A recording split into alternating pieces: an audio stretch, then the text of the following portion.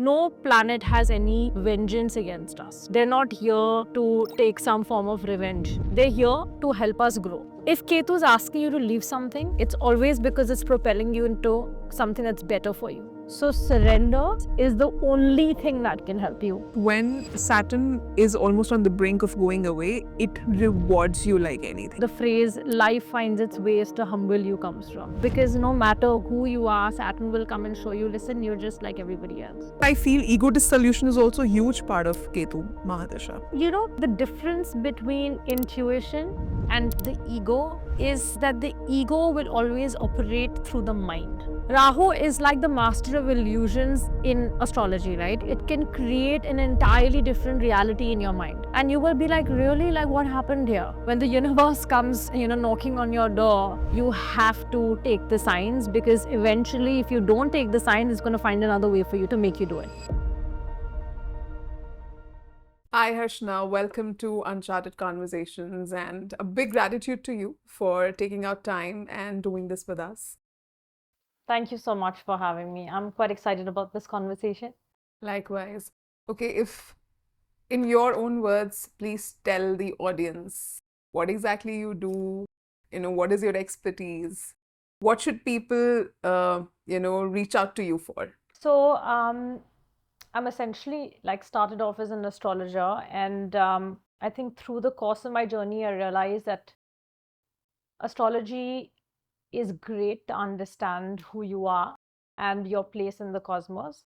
But I kind of then delved into Vedanta to understand further. So, astrology essentially shows us how a human experiences their life, right? So, it's like a jiva's passage through samsara, which is through the cycle of life and death.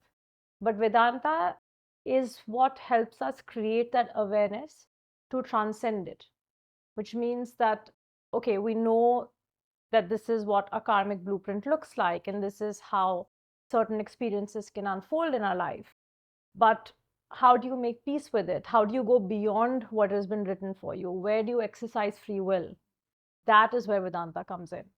So my work is essentially rooted in, of course, astrology, but more from the perspective of trying to understand one's life and one's journey through the lens of astrology, but then also kind of bringing the philosophical insights of Vedanta to understand how we can make the most of where we are at, and kind of get on the spiritual journey with astrology sort of like a lens.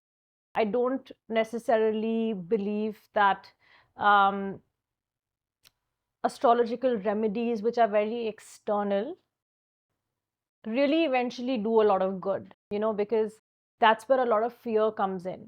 Now, it's very easy to feel like external rituals can help you, right? So the minute someone comes to me and says, why don't you help me, give us something that we can do, which, some sort of external remedy.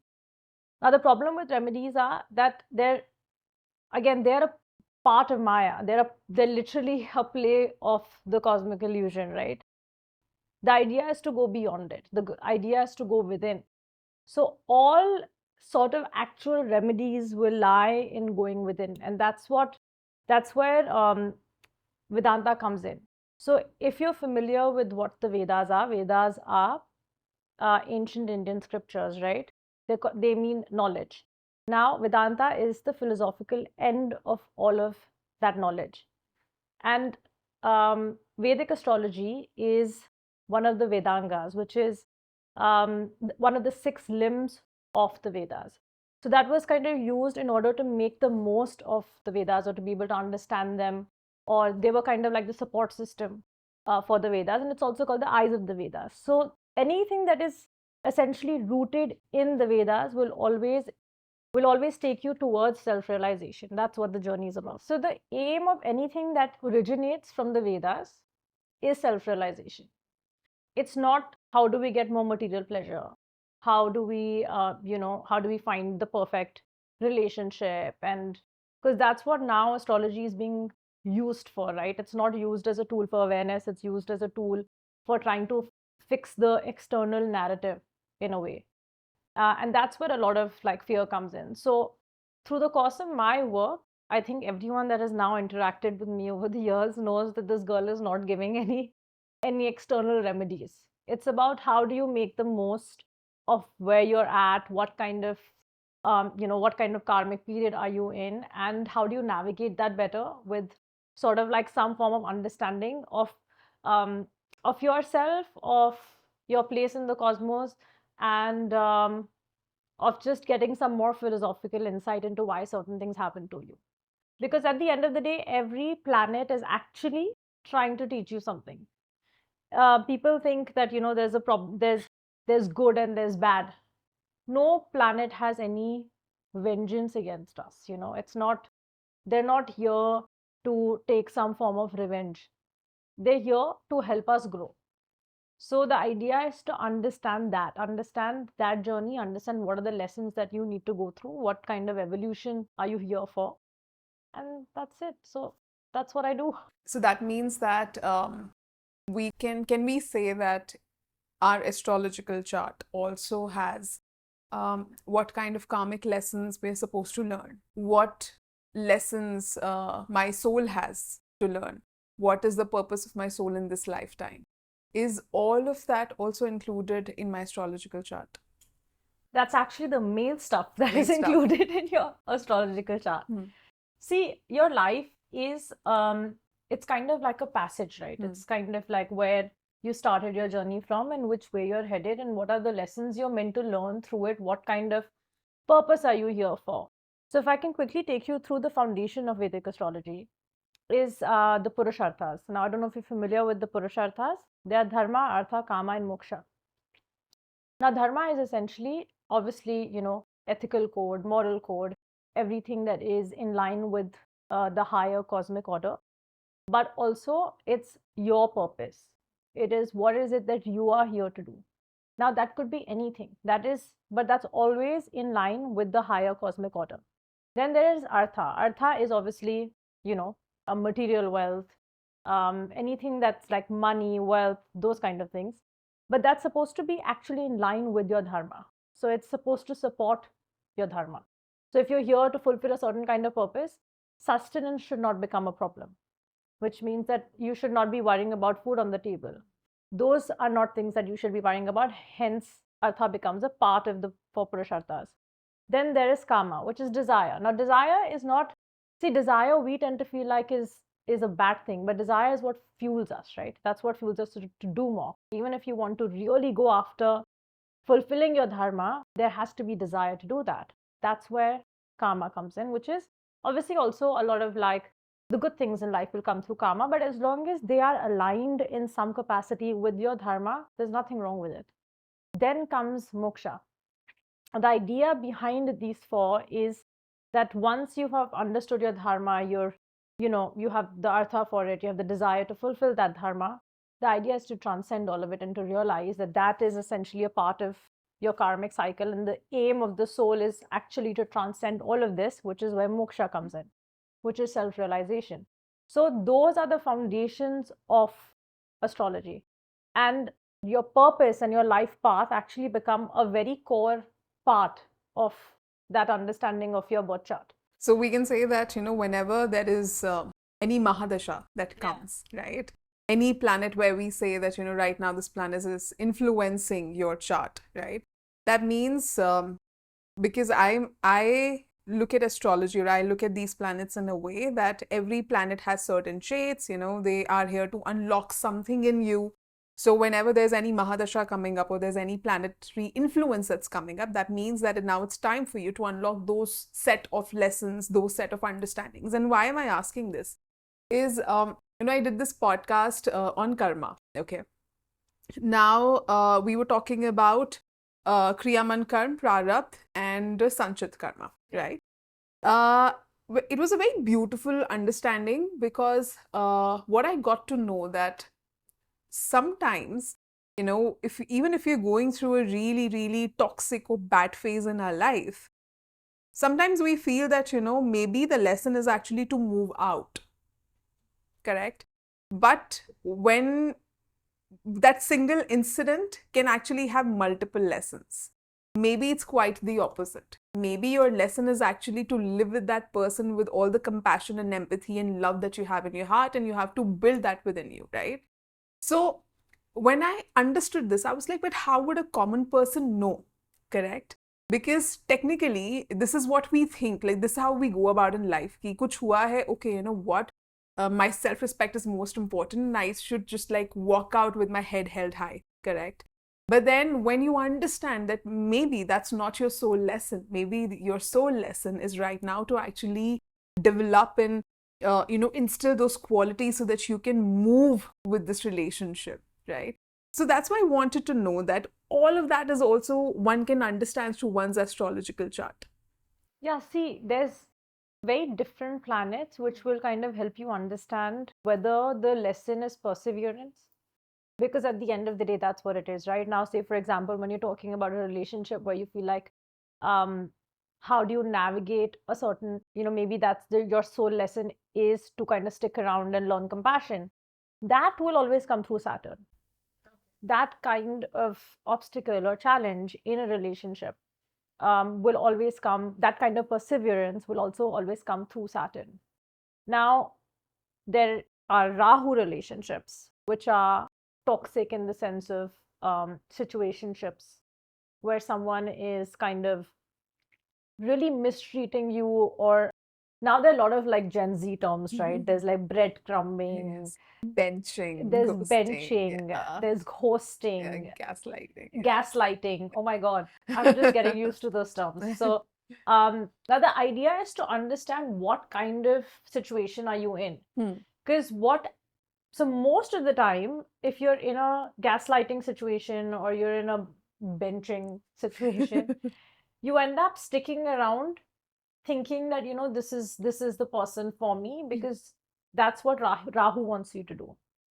Now, you will see a lot of the Saturn influence on the house of relationship and marriage in our parents' time, where there was a lot of, their marriages came with a lot of sacrifices in certain capacity. Correct.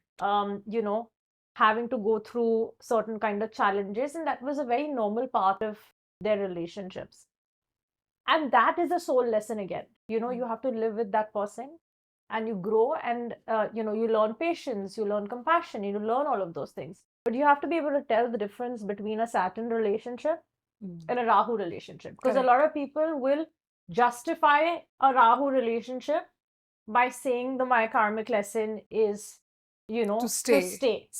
But you have to know the difference in between what is a challenge and what is like what is an abuse, because you'll always, Saturn will not put you in an abusive situation.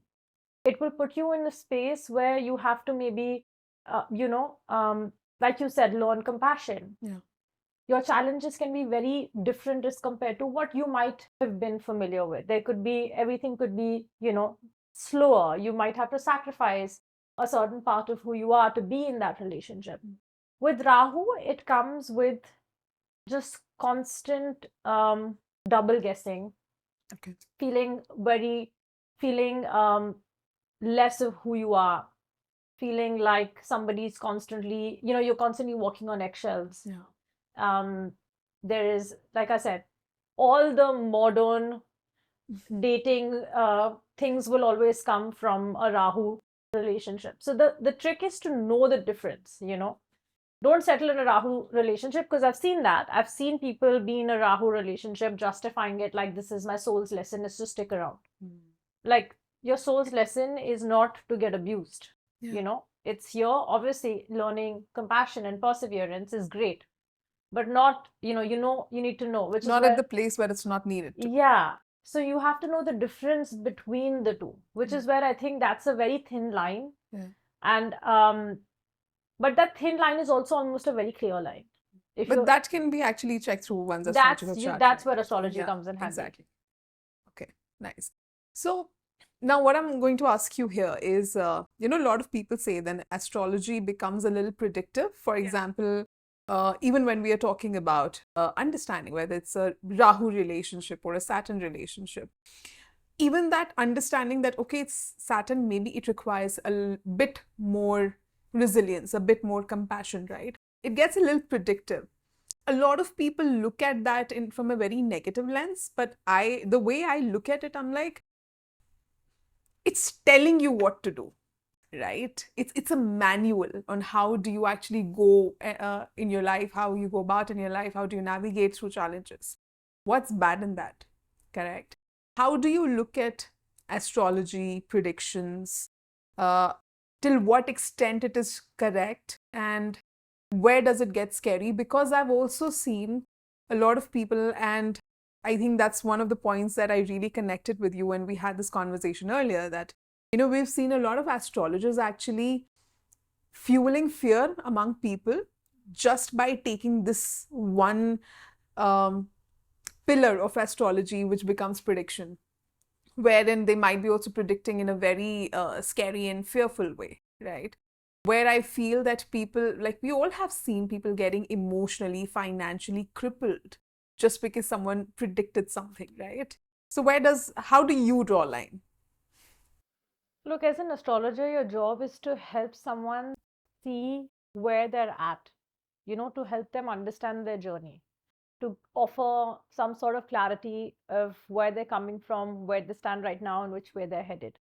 Now, of course, it can be predictive in the sense that, if you look at someone's chart, there'll be certain years where, which is great for work, which is a period that you're probably going to get all your hard work is going to pay off. But then there are also periods in your life which is going to be, you have to be a little bit more mindful of, getting into a relationship again.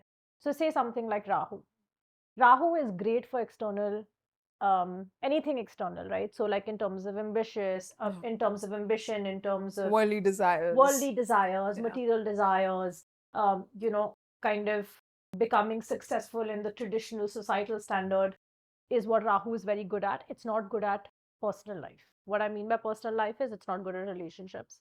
Unless it's a very unconventional relationship, it's not good for mental peace. So a lot of mental health issues you'll see come up when, with people who are very successful and you feel like they're battling mental health issues because it doesn't bring you a sense of peace and fulfillment.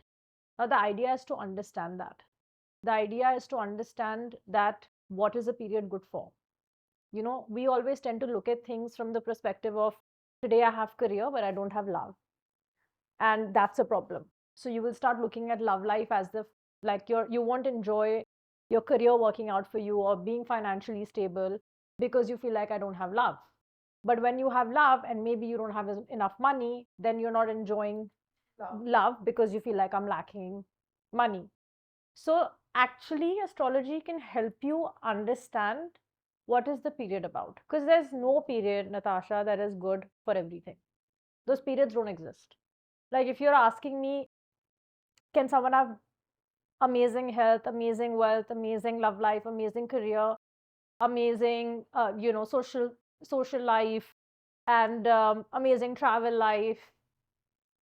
Maybe for a short duration, maybe for a couple of years, 2 years, 3 years, you run into a dasha which is like wants to give you everything, but that just does not exist for a long period of time. It's just not possible. Sure. So the idea is to understand that what kind of period are you in? What is it good for certain kind of things? There's some periods that are great for spiritual growth, but those periods that are great for spiritual growth are not necessarily periods that are great for career. Which is why when somebody say runs into a Ketu Dasha, and this happens so often, that they will always call me because they say we started to feel a big disconnect with where we are at in terms of work. So you'll see a lot of people going soul searching, even in terms of what they want from their lives to like what they want for their career, and they're quitting jobs. I had 3 clients in a span of like maybe a month that kind of quit their jobs to find themselves. 2 of them actually went for yoga teacher program, like training, and literally at the beginning of their Ketu Dashas, because there's always something that your Ketu wants you to look within, right? So that's what Ketu brings in. It brings a lot of dissatisfaction from where you're at. And that's how you go soul searching. Because it has to make you feel that disconnect. So you have to understand what that period is bringing you into your life. That's what astrology, I think, and I have, in my years of experience, realize it comes in the most handy is to understand those periods. What can you make the most of? So instead of crying over, I don't have love, let me make the most of, my spiritual journey, versus let me make the most of my career. Sometimes, like someone who's been seeking money their entire lives, and they run into money, and they're really outperforming everyone at work, and the dissatisfaction is unbelievable. So it's like you have to start looking at things from being grateful for what you do have. I think astrology is more often than not considered for kind of bringing gratitude into your life. Yeah. Where it goes wrong is because it brings in more fear. So instead of looking at what you have going for you, they make you start looking at What you don't have. what you don't have. So true. And that's where the fear comes in. And like you said, a lot of astrologers kind of try to make you so scared of where you're at, bring in so much fear in your life, where you're just like, oh my god, if you're feeling like you don't have love today, they will make you feel like you will not have love ever, instead of making you understand that this is a phase. Because astrology is one study which talks about phases entirely. It is meant to teach you that life is impermanent in nature, because dashas come. So there's Mahadashas and there's shorter periods which are Antardashas. And that shows us the impermanence of life, that everything is constantly flowing. You enter one period which is great for something, and then you enter another period which is great for something else. So it's like literally a flow, and it shows change more than anything else. And what people tend to seek through astrology is some form of permanence, but it's actually supposed to teach you that life is inherently impermanent. So if you're able to understand that aspect of astrology, and understand that genuinely it's only meant to show you where you can excel, where you can hold on a little bit, and how you can make the most of where you're at, that according to me is what astrology should be used for, not trying to make you see what is not going for you. It's supposed to make you feel grateful for what you do have. I think, adding to what you said, I also feel that, when you look at astrology like that, we have a very typical notion of how everyone's life should progress, right? That इतनी as में आपने पढ़ाई कर ली, इतनी as में आपकी शादी हो गई, इतनी एज में ये हो गया. But like when you say now, it also all depends on how my planets are influencing me. And when I say influencing, I'm not saying blame the planets, right? But what I'm trying to say is that understand that right now, what phase in your life are they trying to lock in, right? Like you said, that maybe this is not the time for love, right? Maybe the love will come once you kind of go deeper within yourself, and you have healed yourself and you're whole, one and whole, right? And then you will be able to find love. So when you put it like that, it just adds so much more beauty, that not everyone needs to be like clone of each other, right? Our lives are not supposed to reflect each other's lives. I mean, it should be, and I think that's where astrology also brings a lot of individuality, right? That you're not supposed to look at, oh, this person attained so much of success at this age, right? Maybe right now your life has different plans for you, right? And also going to, because you were talking about Ketu, and I was like, yeah, because right now I'm in my Ketu Mahadasha and my Rahu Antardasha. So this is right now, I mean, what you said is so beautiful, because so I entered this industry right at the start of my Ketu Mahadasha. So which kind of aligns so beautifully, because I felt home when I came here, right? Because I'm meeting all these spiritual mentors, I'm understanding concepts that literally have blown away my mind. And yeah, there is some sort of dissatisfaction, but within myself, right? And then suddenly my Rahu gets activated, which is like, but I want the spotlight, but my Ketu wants to be at home. My Rahu wants to kind of go out in the world and conquer the world. So when you look at these complex concepts, right? It's just beautiful at the same time. And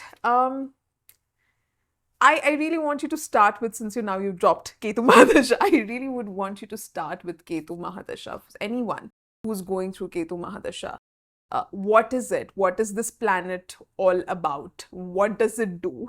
What happens? What kind of dissatisfaction are we looking at?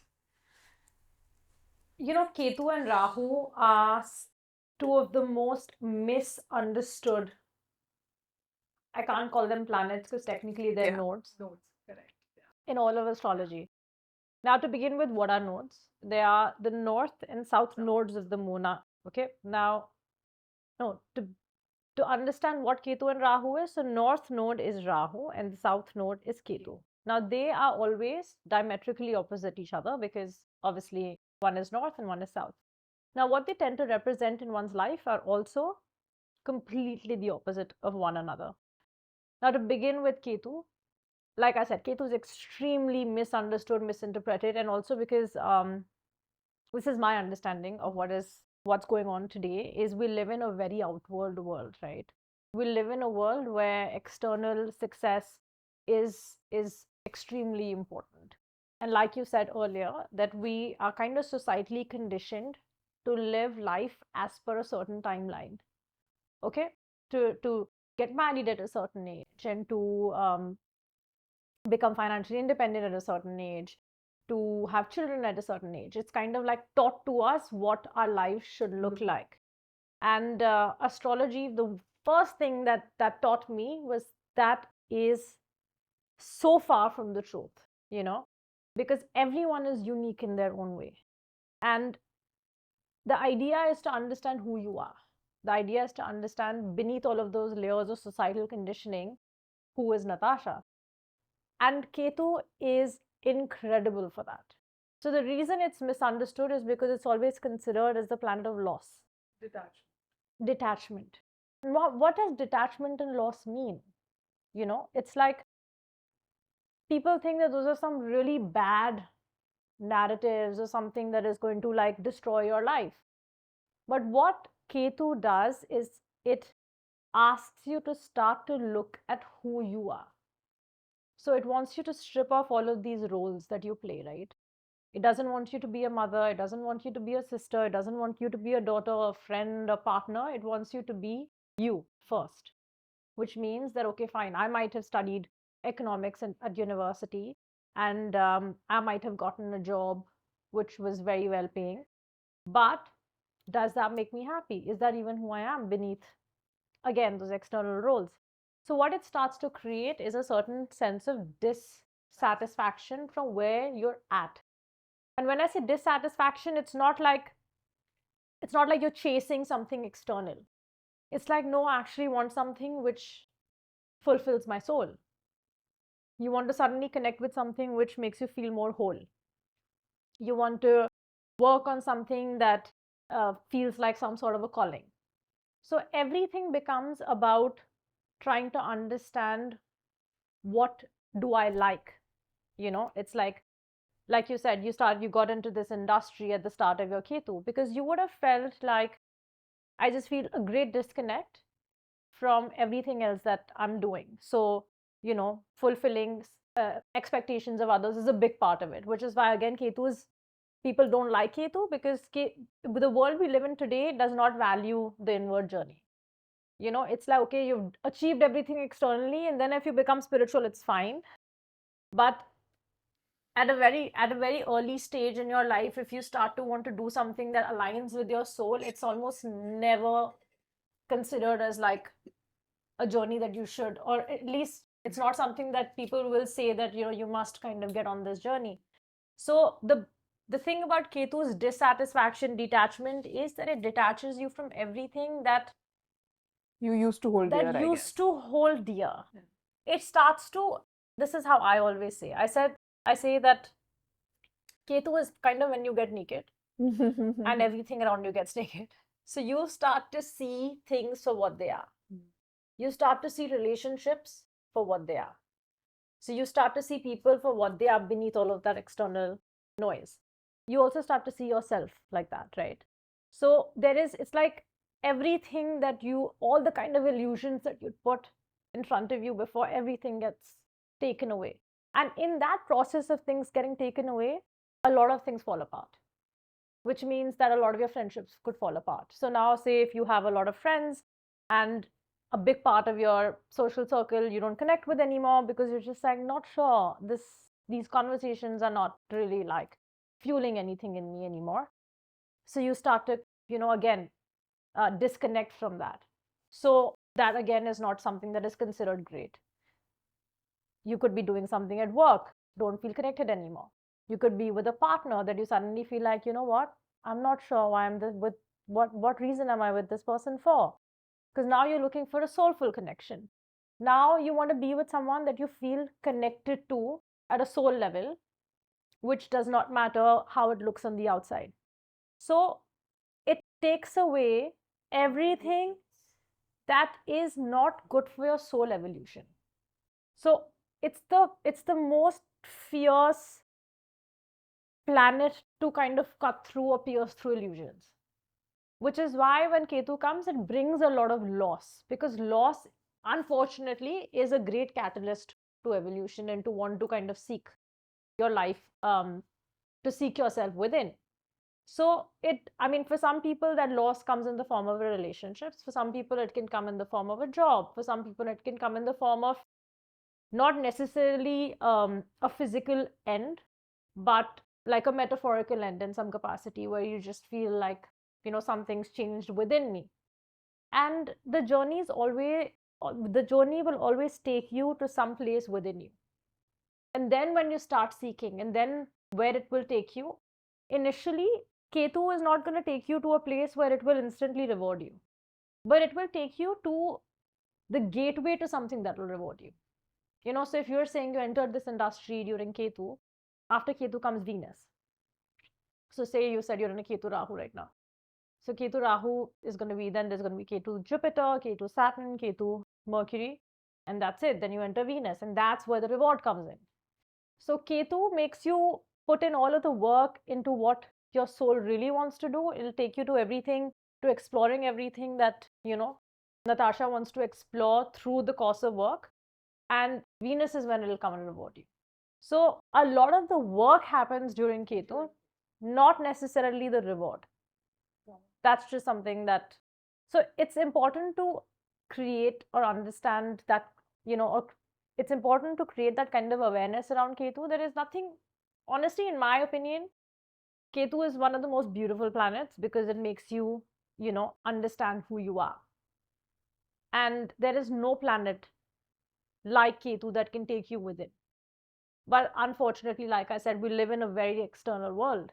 So the minute that you are ruled by a Ketu is, especially people who are not on that journey and are not spiritual in nature, those people you're going to have a difficult time navigating.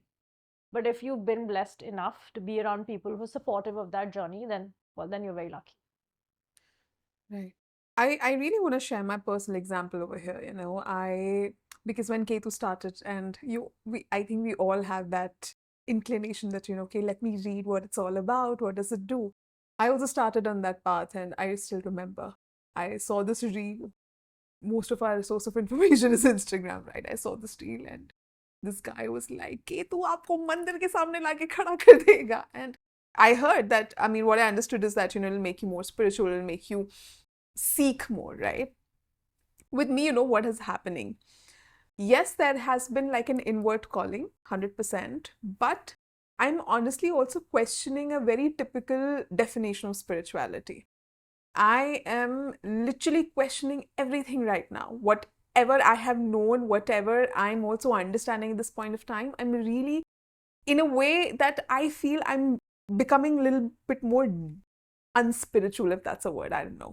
Right, which is like, but I should be more spiritual, right? I should be more, my meditations should go up, I should be practicing more of some sadhanas or some, but I feel more disconnected even with that idea.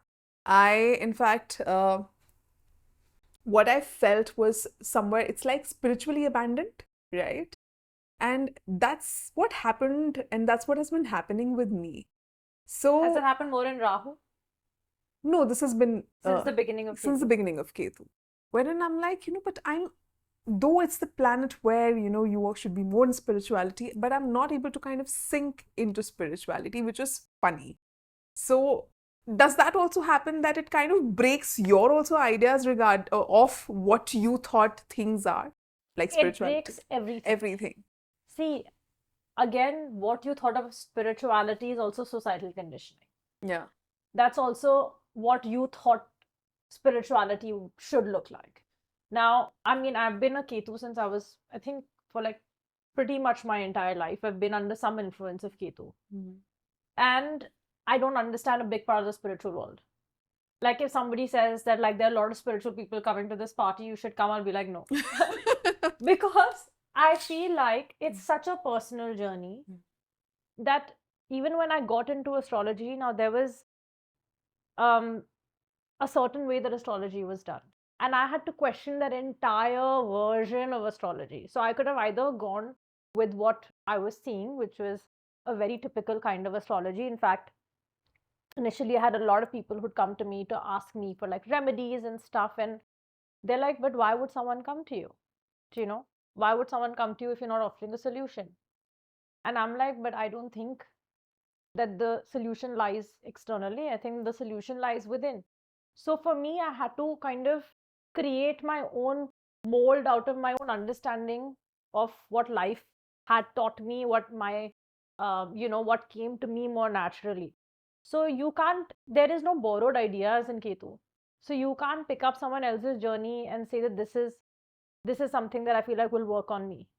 You can't pick up any borrowed ideas of what spirituality should look like. Like for me, my spiritual journey is very different from an expected spiritual journey. I maybe don't meditate as, not even half is maybe an understatement, maybe a quarter of how much I should be meditating, because I feel like I find a lot more zen in other things, you know? So you have to find your definition of what spirituality is to you, because there is no real definition. In fact, everyone that is following a certain specific path is also, again, it's very borrowed, right? Even within a certain kind of sadhana or within a certain kind of practice, everyone's experience is going to be different, and they're going to make them different human beings eventually, right? So you have to find what works for you. And that could mean feeling a great disconnect from a lot of the practices out there.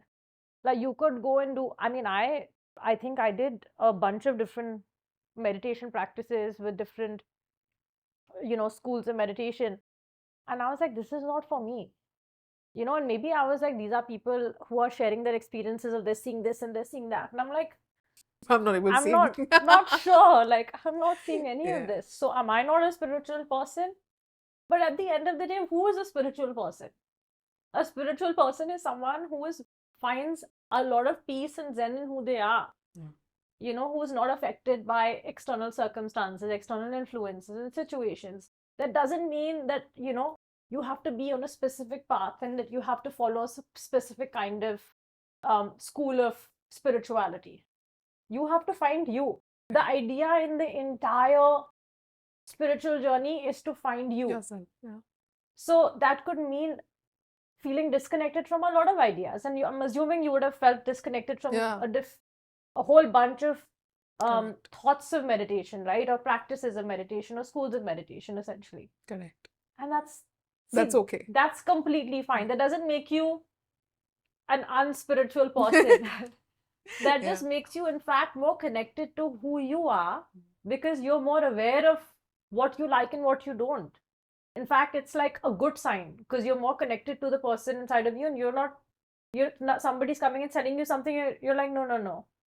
This is not for me. So the awareness is heightened. Because you have that much more awareness, you're able to decide or pick up on, okay, this is not for me. Correct. And it's only through, I think, that personally, you keep rejecting, or you keep kind of, what is that process where you keep saying, it's not this, not this, not this, and eventually reach something that actually does work for you. Like for me, what works for me is genuinely no specific kind of meditation. It's me and just my own practice. That's it. Like that's what has worked for me over the years after trying everything that I potentially could have tried. So you have to find what works for you. How often does it work for you? How can you go deeper in that journey? And I realized through the course of my journey that actually what I felt the most called to do was getting deeper into the scriptures and finding out for myself how close I can go to the truth or to discovering myself. Okay. That was my journey. So everyone's is different. Okay. You also mentioned that, because you're so much connected to your own self that there will be loss, which is actually loss for the external world. You are actually just aligning yourself back to who you are. That means that can also mean letting go of relationships that have really meant very dear to you. Now, in such a scenario, and I'm specifically talking about relationships, correct? Uh, how does the other person take it? Because maybe nothing has gone wrong between them. It's just that, I'm aligning with myself, right? Nothing as such wrong has gone in that relationship. How does the other person take care of it? Like, should they be giving more space? Should be more respectful of the decision? Or does the answer also lie in their astrological chart? Like, how does a partner of someone who's going through a Ketu Mahadasha, right, be an ally in that journey? See, that's a very complex question. The reason is that now there are two ways to go about this, right? Either when somebody has entered a Ketu Mahadasha and you're with a partner that is um meant to be a part of that journey. Okay. Which means that in whatever capacity they will be there and they will be able to kind of, obviously giving space becomes a very important part of it, and just being supportive of that journey. But if you're with someone and it kind of leads to the end of that relationship, now most of the time if Ketu is taking away a relationship will always be because that relationship had already ended. And you were just with that person because it was comfortable. Right, yeah. Whether it's societal conditioning, whether it's because you feel like if I leave this guy, or if I leave this woman, will I find someone else? Sure. So at a subconscious level, that relationship will always stem from some form of fear. And if Ketu is taking that away, then then the other person is going to have to understand that this was in the larger scheme of things probably better for both of them. But if you are aligned, I think if you're genuinely with someone that is good for your soul, that relationship actually gets strengthened, because you are able to, like I said, you're able to become fully yourself. And in that process of becoming fully yourself, you end up connecting with your partner a lot more. And I've seen that. I've seen Ketu also strengthen a lot of relationships. So whether it's a romantic relationship or it's a relationship with a friend, or with close people around you, because you become so deep as a person, you become, you're not really More honest, I superficial. guess. More honest, yourself, less superficial. Yeah. So you're able to have more real conversations. Sure. You become a more real version of you, and in the process, you'll find that your relationships, whichever ones actually do remain, are very, very real and very deep. And those will never. Then you know that those relationships are not going anywhere. But any relationship that gets taken away in Ketu, I'm yet to see a relationship that had not ended before Ketu entered. And then when Ketu actually comes in, it takes it away. Because everyone knows, even if say if you're entering a Ketu Dasha and you're dating someone, subconsciously you know that this relationship is honestly not getting anywhere, but you're just there. You could be there for years before a Ketu Dasha, but not be able to take that decision. But it's only Ketu that propels you into taking the decision to leave. Correct. Okay. And how does someone who should be actually, they might have had like a lot of goals, they might have had a lot of timelines, they're supposed to hustle, or forget even about that they have timelines. Maybe they have a lot of responsibility, so it becomes even more mandatory for them to hustle, to go out there, to, achieve and accomplish. And in such a scenario, if Ketu strikes them and now they're like, but I don't feel like doing it, right? How then should they look at this? Like, how can they change that narrative that it becomes empowering for them? Because they still have to go out and earn, because it's a responsibility. But inside them, they're like, but no, I need time for myself. I do not want to. How does... You have to find that balance, because if Ketu is... Okay. If Ketu is asking you to leave something, it's always because it's propelling you into something that's better for you. So surrender is the only thing that can help you at that time. So if it becomes, and okay, this is something that I feel like happens a lot. Maybe it's happened with you as well. When Ketu comes in, I feel you start feeling like there's somebody kicking you from the inside.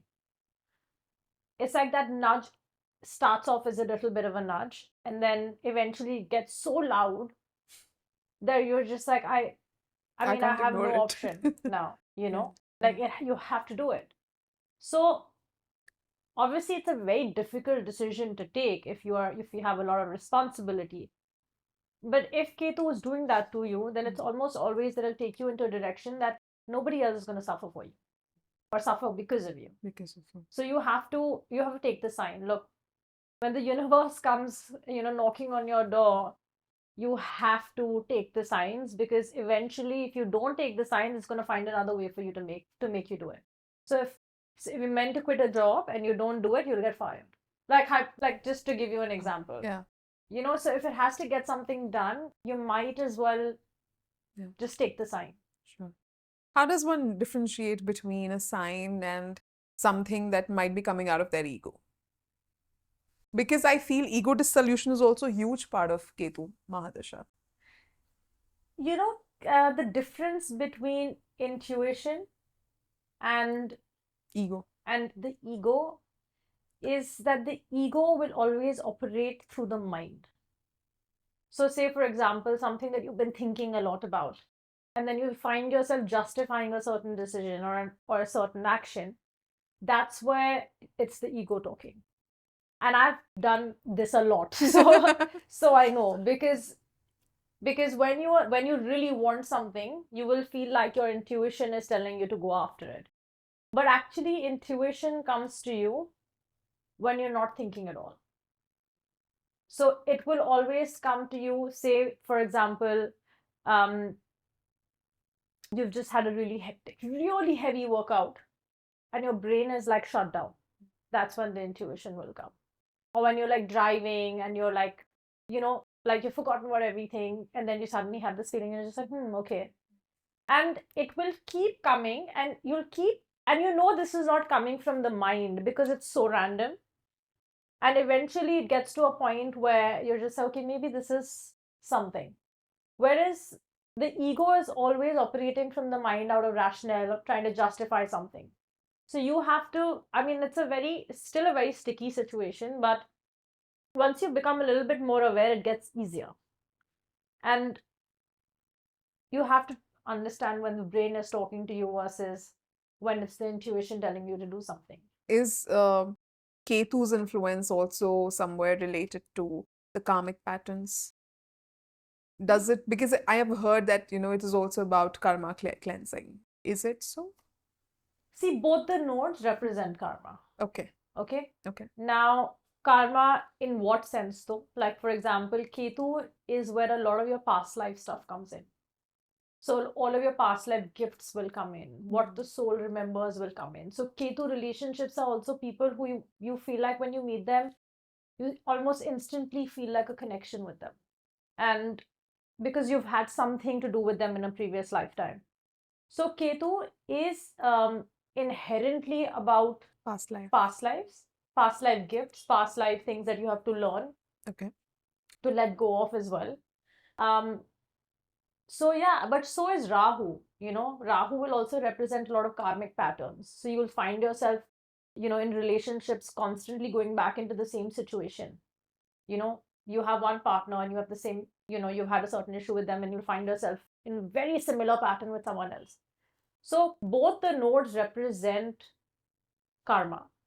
Ketu represents a lot of your past life karma. Sure. And Rahu is, again, like I said, karmic patterns, but also a lot of like desire comes in with it. A lot of external validation comes with it. Obsession, addictions, like I said, toxicity, a lot of overthinking, scenario building will come through Rahu. But both of them represent past life. Both of them represent karmic learnings. Karmic learnings. Okay. So does the answer also lie in their Mahadasha? For example, like you said that it represents past life. So, for example, someone who's in Ketu or heavily influenced by Ketu, does that mean that then their lesson becomes to actually let go of it? Or that also changes according to Let go of a situation? relationship? Yeah, I mean, if that is the past, that's the thing, that's where the past life karma is actually showing up. See, again, that you can see in an astrological chart. What is it that you're meant to kind of let go of? Sure. But when, okay, say for example, you entered a Ketu Mahadasha, what did you have to let go of? If you don't mind sharing. Like you said, you entered this industry. Yes. Was there something else that you were doing before?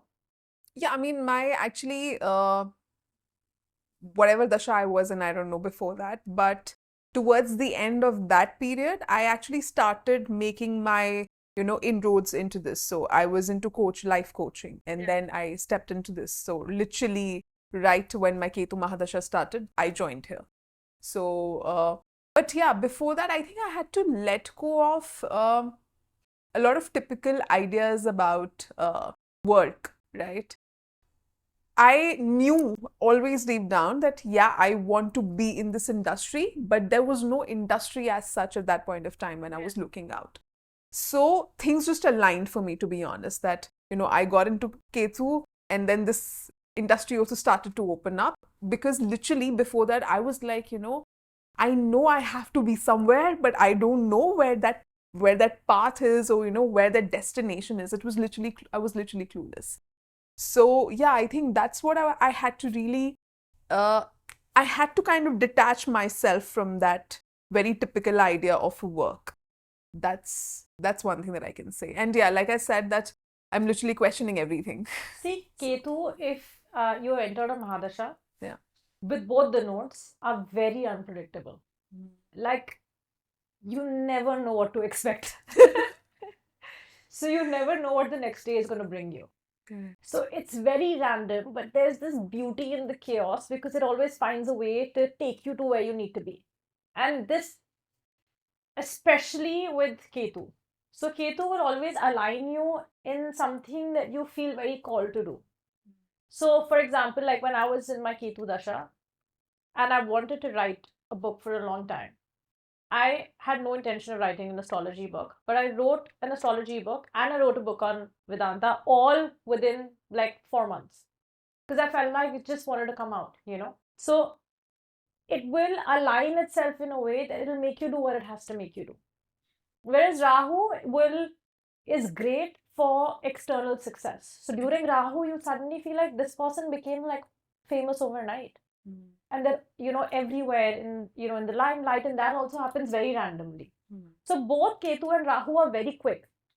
Ketu is very quick to take away and to help you kind of align with your soul's journey, soul's purpose, life path, your dharma, and all of that. You will feel like you have a certain calling and you have a purpose. Purpose becomes a very key theme during Ketu because now you want to do stuff which is very aligned with who you are and what you want to do long term with your life. Everything has to feel like a certain, like I said, certain kind of purpose. Rahu will bring all kinds of limelight, views. It's like you suddenly become viral overnight, and you become very famous overnight. Things which have no foundation, but now you're being called to like places where you've sort of become very important and you're just like not sure. So Rahu doesn't bring legacies. Rahu literally brings like fast, results. quick, come and quick go as well. So it's like for 1 year, everyone's going to know you and then they're going to be like, oh, that person got really famous, remember? And then nobody knows you anymore. So that's Rahu. Okay. And Ketu is always about soul's alignment to who you are. Okay. So explain what happens when a Rahu Mahadasha kicks in. Yeah, so there's a huge difference between Rahu Mahadasha and Ketu Mahadasha. Ketu Mahadasha is only 7 years, Rahu Mahadasha is 18 years. Now, Rahu represents the entire external world, worldly desires, material pleasures, ambition, and a lot of confusion.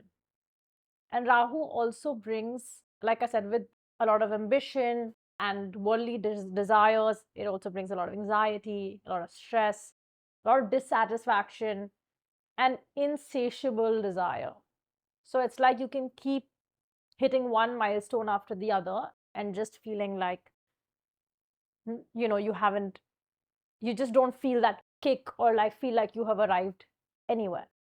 Now, in the 18 years of Rahu Mahadasha, it's normally either it really works for you in terms of external validation, so you could become very successful materially, but it very rarely, unless and until you're able to be more meditative in some capacity, it can bring a lot of dissatisfaction. So a lot of stress can come in during Rahu Mahadasha. It's almost always like there's a lot of dissatisfaction. It becomes the theme. And everything is sort of chasing for something externally. So even in terms of relationships, you'll always feel like it's either a very addictive or obsessive kind of relationships that'll bring into your life. Or it can also bring in very unconventional relationships. So you're like with someone from a completely different background, much older, much younger, but there's some significant difference in terms of, some sort of cultural background or something. Whereas work-wise, like I said, it's quite good. It can be very helpful in achieving external achievements. I mean, achieving external milestones. But 18 years normally, unless and until you can find a way to become more in touch with who you are through meditation, the only cure to Rahu Mahadasha is meditation. And it becomes also the hardest thing to do during Rahu Mahadasha because your mind becomes super active. Okay. So there's a lot of scenario building that happens. You're in a Rahu right now, right? Antardasha. Do you feel like there's a lot of scenario building? It is. So that's what I mean. I do want to achieve a lot. I have a lot of ideas which I want to go ahead and pursue, but then, I also get pulled back. So that's the constant conflict I'm in. Rahu's also always on two ends of the spectrum, which means either it's extremely optimistic and it feels like everything is $1 billion idea, or it's extremely pessimistic and it will feel like I keep on fluctuating. that this is gonna be the end of me. So the trick is to find something that grounds you, which is why I feel like meditation is the only cure, because you can overthink to no end. So when it comes to a relationship, say for example, somebody has not responded to you and it's been 20 minutes. In your mind, it has been like 10 hours. So you can be in loops about why someone has not responded. Where is this person? And then call them and be like, no, but this person not answered. So there's so much overthinking that happens that Rahu is like the master of illusions in astrology, right? It can create an entirely different reality in your mind. And you will be like, really? Like, what happened here? Does Ketu come after Rahu? Because now it's sounding like that, Rahu will give you all the illusions and then Ketu will take away all the illusions. Does that happen? So Rahu is followed by Jupiter. Okay. So after a Rahu Mahadasha comes a Jupiter Mahadasha, and Jupiter kind of helps you see things more clearly. Okay. And after Ketu comes Venus. So Ketu will kind of make you align with yourself and all of that, and then reward you during a Venus Mahadasha. And Jupiter obviously pierces through the illusion of the Rahu. So Rahu is always jumping from one place to the other, from one relationship to the other. Is it the constant theme? Is it that, I can get something better? Yeah, because it's insatiable desire, right? There's always a desire of something else, which is, again, better than what I have. Now, I've seen like a Rahu in the 7th house or like a Rahu in the 5th house where you'll either attract very toxic relationships, but for you, that toxicity is very normal. Obsession is very normal. For you to think that like you have to be a certain level of obsessed with your partner is normal for you. In terms of relationships, then you also feel like even externally, you want someone who looks a certain way. You want a very Rahu look. Rahu likes very shiny outsides, right? It's very flashy. Because it's very worldly, It's very worldly. So it wants your partner also to look a certain handsome standards. Like look a certain way. Yeah. As compared to Ketu. Ketu doesn't care about what you look on the outside. Ketu cares about the soul. Like, do I connect with this person? That's all it cares about. So for Rahu, it's that insatiable desire of constantly feeling like, oh, this is like, I think I can get better. and you're always going from one person to the other, thinking that that experience is going to be better than the last. And this constant, like, Fleeting. Yeah, everything is a constant comparison. Everything is just never feels enough. So the biggest issue that I feel during a Rahu Mahadasha is that one, it's obviously a much longer duration. So you really need to learn to navigate. That's the time when you need to develop a certain sense of awareness, and obviously meditation or um, any kind of habit that can help ground you. Because Rahu is inherently intelligent.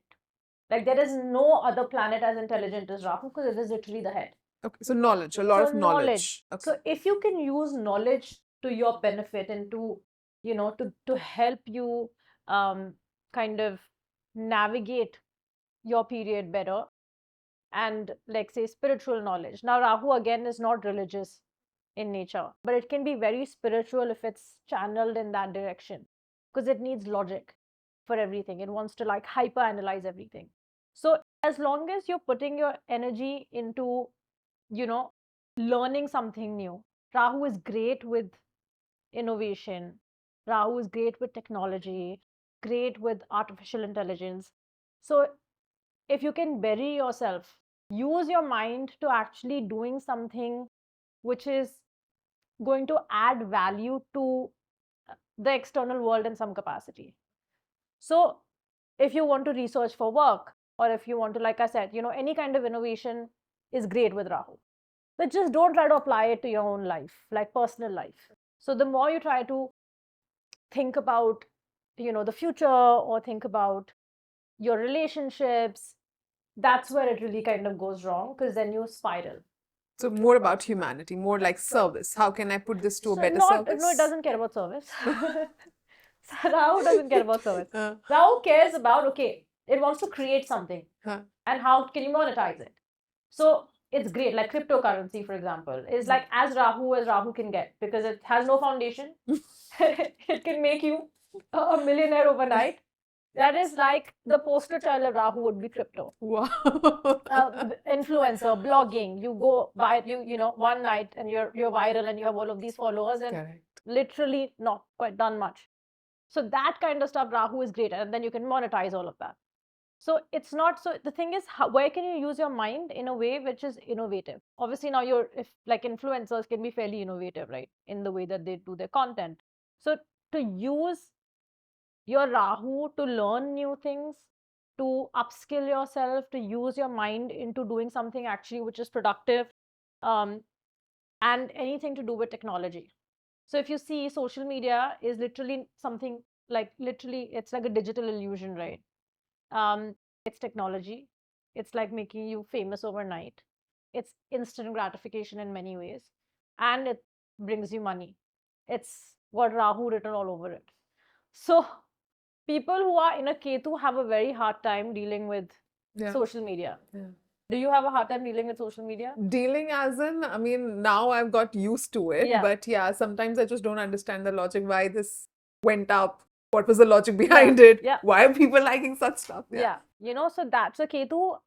People inherently have challenges kind of navigating social media, whereas Rahu, people find it very easy to deal with anything that's technology, crypto, things like that. So yeah, I mean, it's the idea is to, even in the 18 years of Rahu, to understand the same thing that I said earlier, what a certain dasha is good for. So if it's good for external success, go for it. If it's important, I mean, if you can upskill yourself, upskill yourself. I think that you have to find a way to ground yourself during the Rahu Dasha. Like I said earlier as well, meditation is your best friend. It's going to be harder during Rahu to meditate, but that's when you have to meditate the most. Because even in my own Rahu Dashas that I've kind of had, I've now gotten much better with dealing with Rahu. But I remember there's one Dasha which I really struggled with, and the only thing that helped me was meditation. Like I was meditating like 3 hours a day at one point. I was just like, every time I got into a loop, I was like, I'm going to meditate. So you have to push yourself to do that, because otherwise it can spiral you into no end. Like overthinking and scenario building just does not stop. And if you have a Rahu and Moon together, you can spiral and you can make what you're thinking your reality and start feeling that emotionally as well. So Rahu Moon combination, when they're together, Moon is your emotion and Rahu is your mind. So imagine you're overthinking to a point where you start feeling like that today. And that happens a lot. And that is like that, for that especially, you need to meditate. Okay. So I'm sure that you would have also seen, especially in Rahu Mahadasha, because like you said that, you're always wanting something better, that, Yeah. this is better. So there might be a lot of job switches happening. There might be a lot of career pivots happening. There might be a lot of, like you said, fleeting relationships happening, right? But spending 18 years like that, does that typically work out for people? Or is it also kind of, I mean, not to be like negative and stuff, but it takes a lot for someone to be able to navigate yeah, a Rahu Mahadasha. I feel like Ketu is much easier, because it's much shorter. It has, obviously, it's very power packed with a lot of life lessons. yeah. But 18 years But is, 18 years is a long yeah. time. So, yeah, you need to develop awareness, which is also the time when I feel like most people don't develop awareness. You can find, if your Rahu is not amazing, this is also the 18 years that you're the most lost. Yes. So, and if it, it's not amazing if it kind of comes in at like, maybe from the age of 25 to 40 or something like that. That's because you're trying to build your life and, there's a lot of unsurety.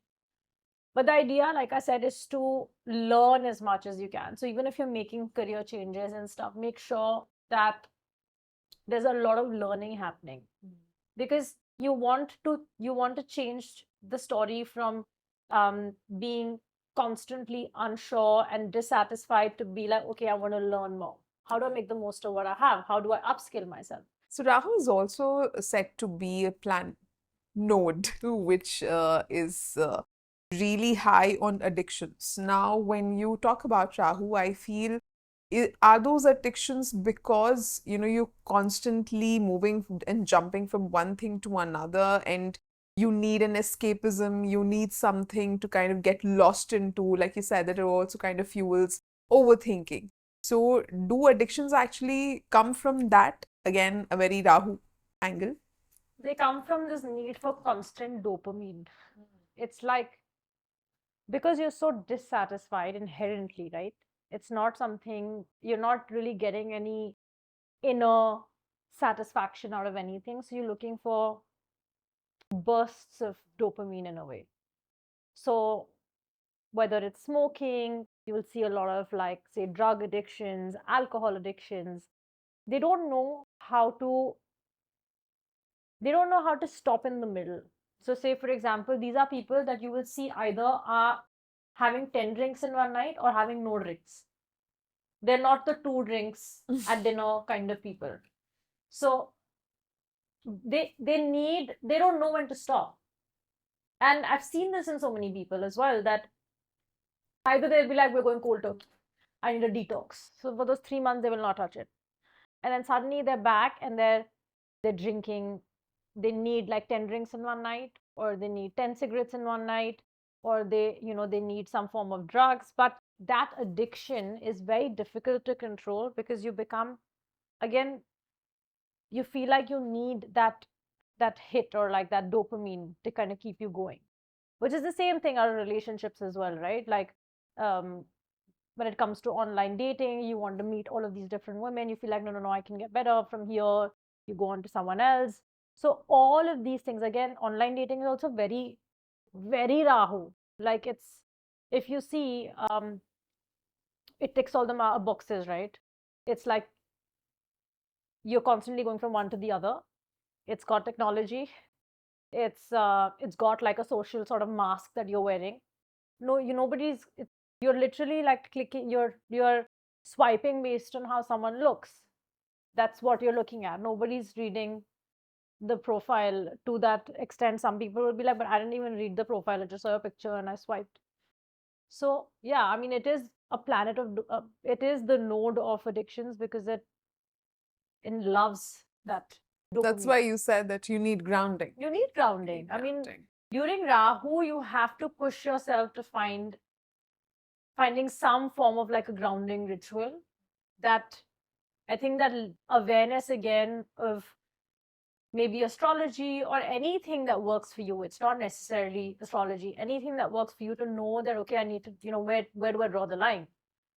Because when you are getting into, addiction of some form, you always know, it's not like you're not unaware of the fact that I'm drinking 10 drinks or unaware that I'm smoking 15 cigarettes.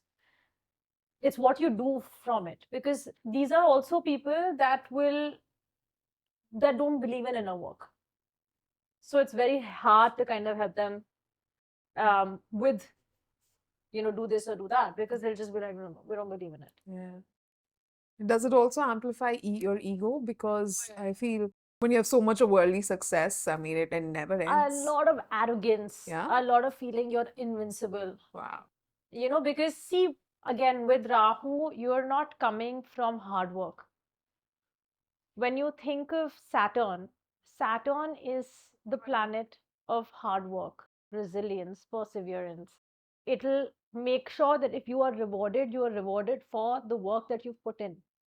And we can talk about that when we get into Saturn. But Rahu is not really worked very hard to get to where it has reached, right? So it just feels like invincible. And hence the arrogance, and hence this huge ego will come with Rahu. How should people who are with them deal with them? Because I'm sure for honestly, 18 years, why am I asking this question? Because, for example, if someone is in Rahu Mahadasha, right? But maybe they are married, or they used to have a very healthy relationship, like a long-term relationship. Now, when I hear this, it's like they would be always jumping from one person to another, or they would be very dissatisfied from what they already have, right? So does that mean then Rahu would inevitably bring in breakups and divorces and separations? Is that also a very key theme of Rahu? So if a Rahu is dating someone, and this is what I have noticed, will always be dating a Rahu. Is it like naturally that happens? It's just the way it happens, no? It's like the way that it happens is that a Rahu will find a Rahu. Like I know this, say for example, someone who's in an 18-year Rahu Dasha, now he's meant to go from one relationship to the other. So if say you are entered a Rahu Antar Dasha, you'll find this person. Now you'll date this person for that 1.5, 2 years. And then you get out of that relationship and better sense prevails. And now, but he's back to finding someone else. Because he's still in his Rahu. He's still in a Rahu. So I have actually seen this, because, you see somebody who's a very Rahu, and you can identify a Rahu when you see them socially. Yeah. And you can identify the entire clan. And you can, and you can, it's really not that hard. Like once you understand planetary traits, you can look at a person and say, this person's very Saturn. Because Saturn's again very disciplined, very structured, waking up at 6 o'clock in the morning. Very Excel sheet. Very, very overachievers in terms of like very Excel sheet, very Saturn. So you can identify. So a Rahu will inevitably find someone also who is in a Rahu. So how does one then is it a possibility even to have a healthy relationship during an 18-year-old Rahu period? Yes, it is possible if you have a very unconventional relationship. Okay. Again, it comes down to awareness, It's how much do you let your planets determine how you experience your life. At the end of the day, it's about how you experience a dasha. Things are not really that bad, If you actually create awareness around it, then Rahu is not a bad dasha, because you are able to see it for what it is. So you will not get as dissatisfied as easily. So depends on how aware you are. If you're very unaware, then it's very hard to be in a healthy relationship. If you're aware, then you will make the most of it, not get dissatisfied, like I said, so easily. You'll have grounding activities, you'll have grounding rituals, you'll know what is good for you.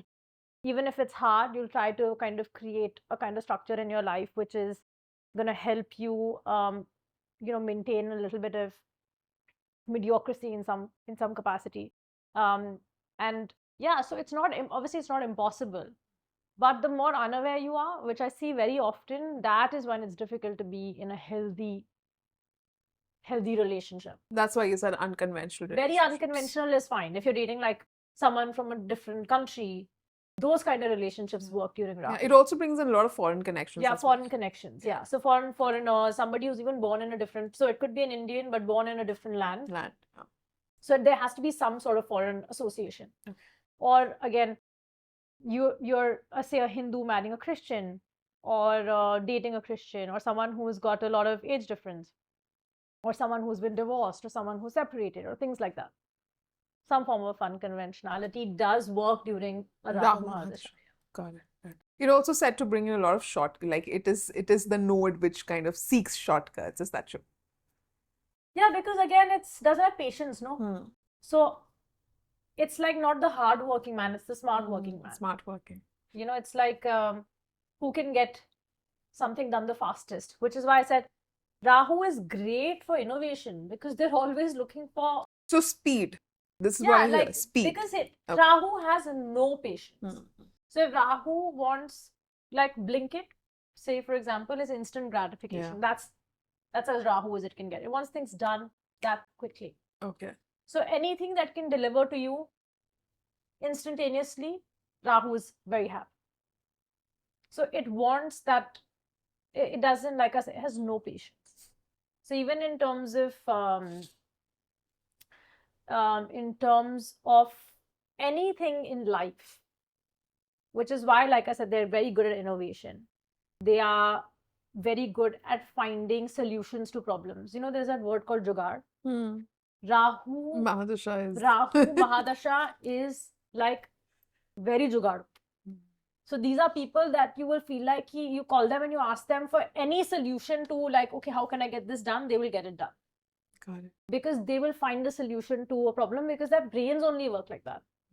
Like they can find a solution to anything because their brains are very sharp, which is why they make great researchers. They're very good at understanding psychology. So anything that requires the mind to get work, they'll be really good at it. But then I feel, it's not the person, it's actually their Mahadasha, because the same person, when the person enters Ketu, would be like, I'm done with all the worldly success, now I want to go inwards. So I feel then every person is actually intelligent or maybe Jugaadu. It's just the influence of that Mahadasha is making them do it, right? Yeah, I mean, eventually that's what it comes down to, right? Correct. Like if you're in a Ketu Mahadasha, you will feel very inward and you feel like a seeker. And then you enter Venus and you'll be like, now I want the rewards. I've done my seeking. Yeah. Now I want to get rewarded. Now I like my luxuries. I want to get my luxuries. So that it is eventually comes down to how your dashas are going to manifest and also what kind of experiences are written for you. Sure. Now, how you experience those is up to you. Okay. So when, say, you run into a period which is a lot of luxuries, like how do you deal with that? Okay. Do you let that consume you? Are you still humble while the world is giving you those kind of things where grounding. How you respond to what happens to you, that is entirely up to you. So a lot of people blame planets. Like you'll always hear people blaming planets. And I find that like, I'm just like, why? What are you doing? Because anything that happens in your life, you'll be like, oh my God, this is my planet is not letting me do this. Or Mercury retrograde and a Venus retrograde and my Saturn is this and my Saturn is that. But actually, it's how you experience that period, right? And now obstacles are going to come. They're a part of life. Now, if you start blaming Saturn and say that now my life is completely destroyed because like my Saturn doesn't let me do anything, it's you are experiencing Saturn like that. It's not like things are not going to work out for you. Yeah. But do you let your Saturn kind of, make you feel like nothing in life is worth living? That is entirely up to you. Or you can take Saturn in your stride and say, okay, you know what, actually, I'm going to make the most of this learning. This is my time to learn. This is my time to, work hard. So let's work hard. This is the time where, because say if you're establishing a business and you're in a Saturn period, it'll give you the kind of challenges in establishing the business that no other planet can give you. But with those challenges come the experience of dealing with those problems that will come in handy later on. So it will teach you so much about business that you will be like, now I can start any business. So it's how you interpret what is happening to you. Like I said, no planet has any Right or wrong. any problem or any, they're not trying to take revenge with you, Yeah. right? They're just trying to make you grow. Yeah. And every planet inherently has its own nature. So like Ketu's style is detachment. Rahu's style is, to obsess over things, and Saturn's style is to be more disciplined, more structured, to create more delays. So that's their nature. Okay. But eventually, all of them want you to learn. Does Rahu also bring in a good amount of upheavals and scandals? Because that's what I heard. Is that true? Upheavals, yes. But again, there is no. See, it doesn't mean that it's going to bring upheaval for everyone. But yes, Rahu can bring upheavals, but so can Ketu, and so can Saturn, and so can, Okay. Jupiter. But Rahu tends to bring very dramatic upheavals in certain, depends on certain planetary positions and stuff. I don't think it happens for every single person that is in a Rahu Mahadasha, because that becomes again a point of fear that some major upheaval is going to happen. But yes, your business can get taken away. Something you've spent a lot of time building can suddenly get taken away, but it can also then help you build something else. So it is. And that also kind of has its roots in that same dissatisfaction, I Yeah. guess. Okay. But also, I mean, obviously, external circumstances also become in a certain way where you feel like you can't really do much, and it gets you to a point where you have to shut something. So obviously, like Rahu and Ketu are both very unpredictable. They can. It's like the 18 years of Rahu is like big ups and big downs. Random, very random. Very like things you will like never see coming. So people actually fear Ketu Mahadasha the most, but I feel like actually what is more unpredictable, Careful, and you have to be very mindful is during a Rahu Mahadasha. Because it takes you, it kind of detaches you from the rest of the world almost, right? Because when it's taking you to Crazy success, highs, yeah. it's so fast Yeah. that you're just like, you think that you're unbeatable. Right. That you will leave everything behind. You will think that, I can do anything and get away with it. Right. So you need someone at that point in time to kind of hold you down and be like, listen, be careful, be mindful. So that's where a lot of awareness needs to come in. It's not Ketu is inherently aware. It doesn't need so much awareness. Yeah, so true. But Rahu is where I feel like between the two, you require more awareness, because you're so disconnected from who you are that you lose a sense of who you You're are fast entirely. track. Yeah. So those 18 years also go very quickly, but you'll start thinking like, I can't believe I did all of that. the stuff. Do you know anyone who's ever lived a Rahu Mahadasha? I know someone who's living right now. Oh, okay. Yeah, so they're very random. Yeah. So yeah, I mean, between Rahu and Ketu, I mean, I think Ketu is a lot easier to navigate as compared to a Rahu. I'd say. Okay, so let's move on to one of the most misunderstood planets, right? The most fearful. I think a lot of people are actually scared of the planet, and that's Saturn, right? Decode Saturn to us so that we understand it not from the lens of fear, but actually what it's meant for. Because I heard so many people that jab aapka Saturn aata hai, so it's like it brings you to the ground, right? And it breaks you to the extent that nothing is left in you. That this is how many people perceive Saturn. Yeah. So explain it to us as honestly as what Saturn is all about. Okay, so say when we're growing up, what age do we graduate from school at? 18. Okay. Yeah. Now, no matter how smart you are, no matter what, you have to wait till you're 18. Correct. In order to graduate school. Now, according to Saturn, that age is 36.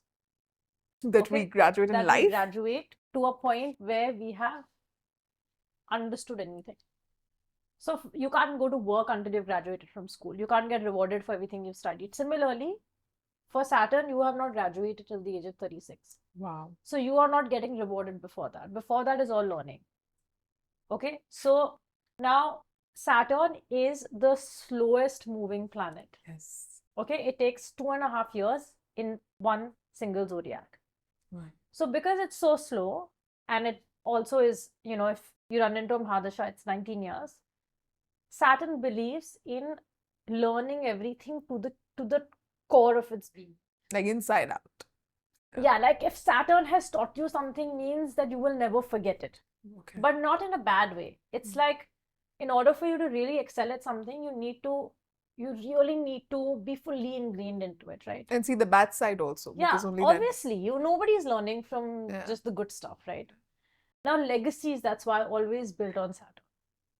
Because it's coming from a lot of hard work. It's coming from a lot of perseverance, discipline, structure. So Saturn, because it's so slow moving, it's like baby steps. So you will feel sometimes like you're taking 4 steps forward and 2 steps back, but you're still moving forward, right? So that's where a lot of delays happen, a lot of challenges come in. You will feel like someone else is pacing very quickly. Now, if you start comparing your life to a Rahu has reached, Correct. it's like peaked also when you're still only in step 3. So that's why it feels like somebody who's in a Saturn is moving very slow as compared to someone else. But when Saturn is building to sustain, versus a Rahu that's building to just get to the point.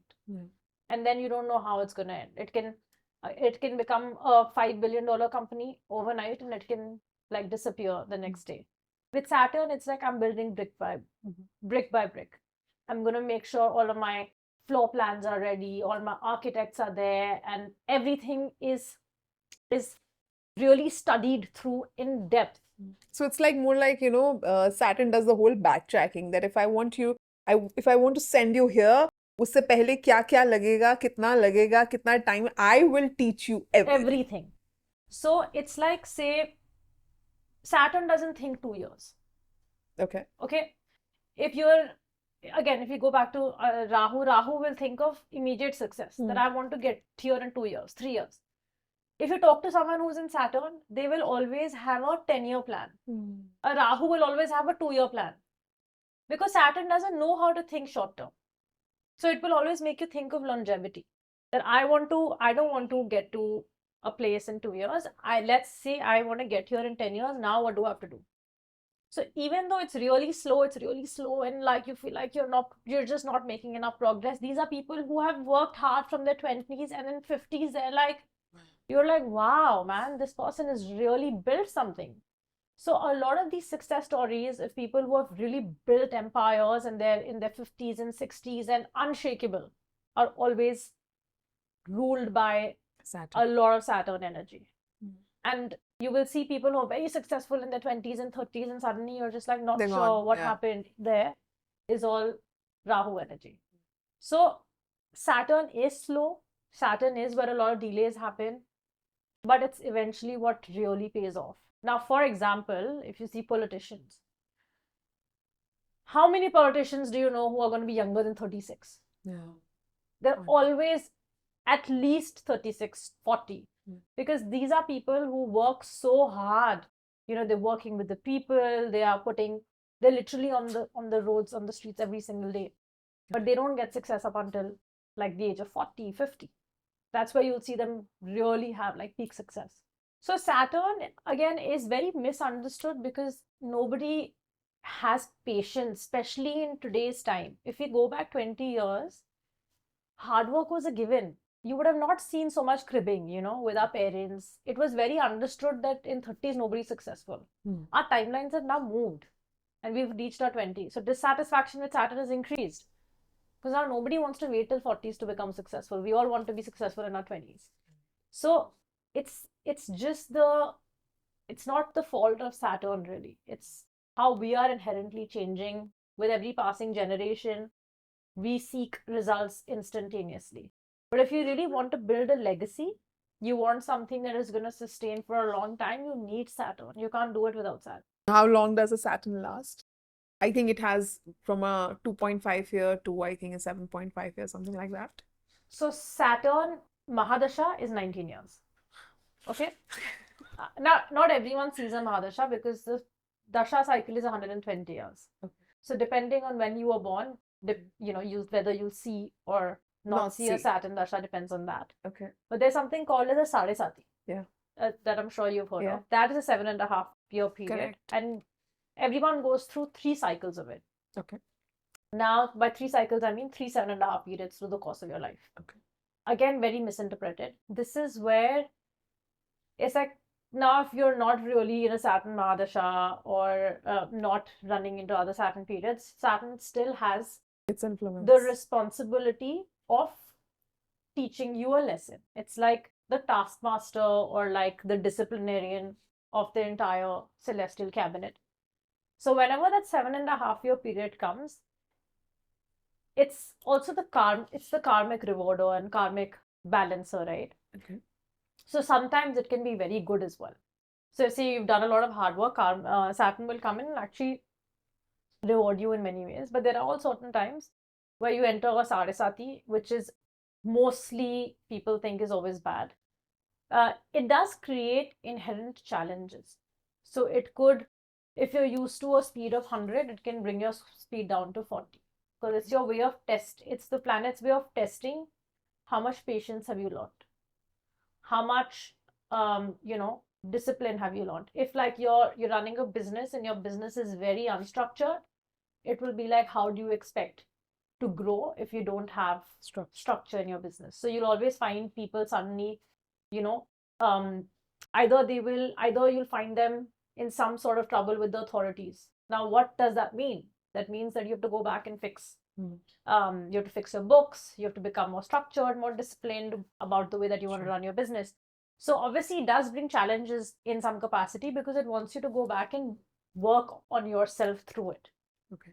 So there's nothing, I mean, I've seen some really amazing Sadesatis as well, but I have, of course, seen challenging ones. But they are like every other planet.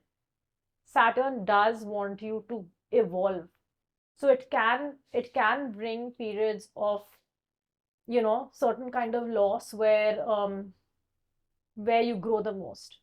See, at the end of the day, loss teaches you more than any other period will ever teach you. So if any planet has to make you evolve and it decides to become the teacher in your life, it is going to bring some level of, loss or change or challenges, because that's how we as humans tend to evolve the most. So that's what Saturn does in those 7.5-year periods. Some period among those 7.5 years, so either 2.5 or 5 years within those 7.5 years, tend to be more challenging. They're also testing grounds for you emotionally. So it also wants to, help you grow emotionally, become stronger, so that you're able to take on life better in the years to come after that. Especially the Sadesati that you run into in when you're in your 30s or 40s, though that tends to be more challenging, essentially because you've lived half of your life. It's like, how much have you learned? So that's where the challenges become a little bit more, I want to say, intense. But as long as you are willing to work on them and you're not, you don't get too crippled by the idea of, oh my God, I'm in a Saturn, I'm a Sadesati and my life is over. Yeah. Because it's again how you perceive a certain period. Yeah. Then it's fine. See, there's nothing that awareness cannot, help you navigate. It just comes down to how aware you are and what kind of attitude do you have towards life in general. Correct. If you're willing to learn, then there's really nothing that is inherently bad. Yeah, because that's a typical idea of Saturn, na? It's a popular opinion that will make you work hard like anything. It will make you Hindi में बोलते हैं ना कि चप्पलें घिसवा देगा आपकी. But ये भी मानते हैं लोग that when Saturn is almost on the brink of going away, it rewards you like anything because it has seen that you put in the work. So you very rightly said that, yeah, it is a taskmaster. It is not biased, I'm assuming, right? It's not random, right? Like Rahu, it knows that you've done the work, the lesson that Saturn has been trying to teach you, you've learned it, and it'll give you also, right? But it's also the period where I've heard that, people face a lot of health problems. There's a lot of, especially bones related problem. Does that also happen? It's also planet for isolation, loneliness. Does that also It happen? doesn't necessarily bring isolation or loneliness or even health issues. It depends from where your Saraswati is transiting. Yes, it can bring health issues. It can bring more long-term issues as well. But again, there is no greater learning than being in a hospital, being in a courtroom, and what's the third one? There's Isolation, emotional, physical, yeah. So financial. if you lose someone, or Yeah. you're in the hospital, or you're in prison, or you're in like a legal battle, those are periods that teach you the most. So again, it only comes to kind of give you a dose of reality. That's where the reality comes in the most. That's where the term or the phrase "life finds its ways to humble you" comes from. Because no matter who you are, Saturn will come and show you, listen, you're just like everybody else. Because Saturn is the planet of masses. Now a lot of people who want to understand how do we please Saturn, because there's so many external rituals people are doing to please Saturn. Oh, yeah. But actually, because Saturn is sort of like the timekeeper or karma keeper or karmic balancer in astrology. Saturn is the one that's watching who you are at the deepest level of your being. And what I mean by that is, how are you treating the people around you? Are you inherently a good person? There is no hack to creating good karma. So if you're serving people on the outside and you're doing dan and you're doing all of that, but your intent behind it is to please Saturn, that's selfish. Because now you're not actually doing the dan with the intention of serving the people that you are serving, but it's because you want to serve yourself by pleasing a planet. So Saturn's watching that. Saturn is like, if you're doing dan in my name to please me, there is no dan happening. Because somebody needs to be fed, they're going to be fed. That doesn't mean if today you are going to be fed, and if I don't show up, you're still going to be fed. But the idea is, what is the intent behind the action? Now, a lot of people will go and do dan and they'll come back and treat their staff very poorly. The people who work for them. You think Saturn is not watching? Saturn, it stands for every single human being that is less privileged than you. So it is watching how you treat your watchman. It is watching how you treat the people that serve you, your driver, your staff in your office. So the minute you're screaming at staff in your office and you're looking, talking that poorly with them, that's when Saturn is watching. So it's also morality. Like it's kind of it's the teaching real you, ethical code, because so when it is humbling you, is to show you that you're also that. You're not someone special. At the end of the day, we're all human beings. At the end of the day, we're all coming from the same place and we're going to the same place. Correct. Your karma has put you in a place where it's maybe rewarded you a little bit, but hello, I'm here to remind you that we're all essentially the same. Correct. So you can't cheat Saturn. You have to be a good human being. Inherently. Your intent is more important than the action. And that, I think, is what most people forget, because the minute that you're doing dan punya with a selfish intent, it's not doing you any good. So all the people, especially, these rituals and these remedies are very famous. Ki tel chada do, dal rakh ke aa jao. And I've also heard that you're not supposed to wear black clothes, or you need to give away. That means. I'm like, why can't I wear black clothes during No, that? you should not. I mean, look, whichever planet is strong for you, that color you will automatically feel like wearing. So if like you have a strong moon, you'll love wearing white. If you have a strong Saturn, you'll love wearing black. So there is no don't wear this and don't wear that. See, you can't do anything out of fear. Whatever you really internally feel like doing, do it. If somebody's telling you don't do this and you're not doing it, then, and you want to do it, like, again, you're not really happy doing that. So there's really no point. Yeah. So all of these rituals externally, look, everything comes down to who you are beneath all of those layers, right? And there's no way to cheat that. There is no, they say God is always watching. It really comes down to that. So like Ketu is more towards the inner evolution, right? It kind of feeds your soul, and Rahu is more towards, serving your worldly goals. Where does Saturn lie? Is it both? Is it any one particular thing? Is it just intention, like you said? What is it about? See, Saturn is about becoming a good human being, above all, serving humanity. Oh. In many ways. So you will see anyone who is building something that is meant to serve a lot of people. Now, politicians are supposed to serve the people. Correct. That's ruled by Saturn. Anything that you're creating, like for example, they say footwear, but footwear that you're creating for the masses, that's why you're actually, it's you're helping people, and especially like people who are, especially footwear that's for people in villages and stuff. All Saturnian things. Because how are you helping? What is your place in helping the society at large? I've never heard anyone, talk about Saturn like this, honestly. I've heard all of these things that, yeah, Saturn is a teacher, Saturn will take your test and all. But I have not come across anyone who would say that Saturn would eventually make you a good human being, and that way you kind of are serving humanity. I think it's the first time I'm coming most across this. humanitarian planet. Yeah. In fact, the most humanitarian sign is Saturn? Is Aquarius, which is ruled by Saturn.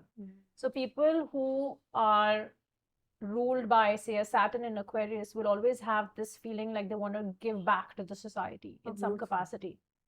Because, like I said, Saturn wants you to realize that everyone's essentially the same. See, Ketu wants you to understand who you are inherently within. Rahu wants you to go and seek the external world. Saturn wants you to become a part of this entire ecosystem and be able to add value to the earth that you've come here to live on. So even, for example, if you're kind of encountering any challenges in your business during your Sarasati, I'm assuming now, it is actually for the bigger purpose that fix it so that you can actually, this can be put to use for the humanity, for bigger masses. Is that so?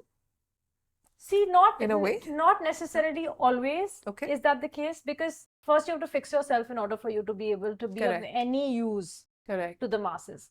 But yes, if you have a bigger organization, you're hiring more people, you're creating more employment, which is why I said legacies are built on Saturn. Now, legacy companies or organizations are going to give so much employment, but that is a way for you to be able to help. How are you going to help more people? You're creating employment, or you're creating some sort of like ecosystem where you're giving back to people, CSR activities. The bigger the organization, the more CSR you're doing, the more charitable events you're able to, or charitable cause you're able to be a part of. Some of the biggest organizations have the biggest charitable foundations, and that is their way of kind of giving back. And so many people who I've spoken to over the years that are building these kind of organizations will always feel like they need to give back, because they realize that we are also that only. At the end of the day, that's who we are. We've just been given an opportunity, and we want to use that opportunity to give back. So teacher, discipline, all of that is great, but it is a humanitarian, like. Sure. What's the one best way to, like, what's one thing that one must adapt to navigate your Saturn Mahadasha? I would say easily, but still, being grounded in a more aware manner. Like, how does one navigate it? One of the best ways someone can adopt. I think the first thing that one should do if they're in a Saturn period is become disciplined. You have to adopt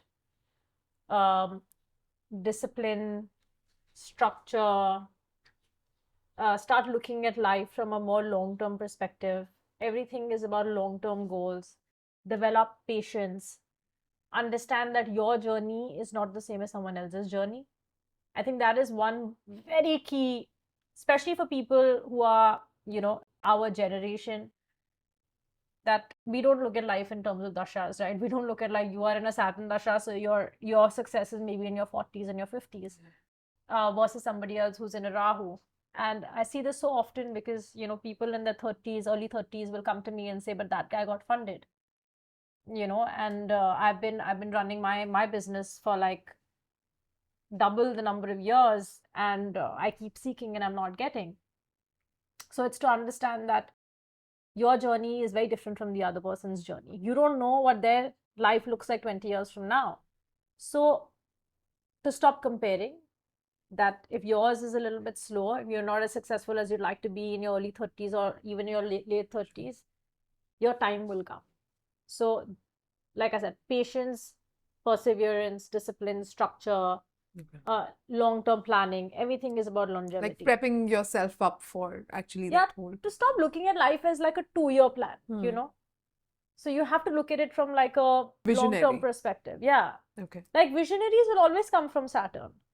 When you're thinking of somebody who's bought a piece of land today and like in 20 years, I want to build this here. Correct. That's Saturn. Okay. Rahu will not think. Rahu will be like, I'll buy this house today. 3 years, I want to sell it.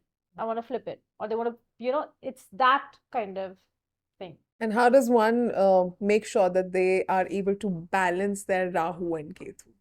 One thing that you'd like to tell them. See, balancing in what capacity do you mean? Like, to understand their Rahu and Ketu better? Yes, in terms of understanding, and also if someone is going through both the nodes simultaneously, what should they do so that they don't lose their peace of mind?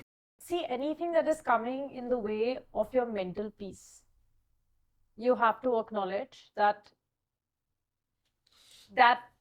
a lot of times the overthinking, scenario building, stressing, getting anxious, overindulgence, if you're going through any of those issues, then you have to create enough awareness to be able to use whatever that works for you to be able to bring that to like ground zero. Neutral. To like some point of to becoming a bit more neutral. Sure. Like I said, Rahu is always on two ends of the spectrum, right? It's always either towards extreme optimism or extreme pessimism. So it's either like you feel like you're going to get to the peak of your career in 2 years, or you feel like that even at the end of my life, I'm going to be nowhere.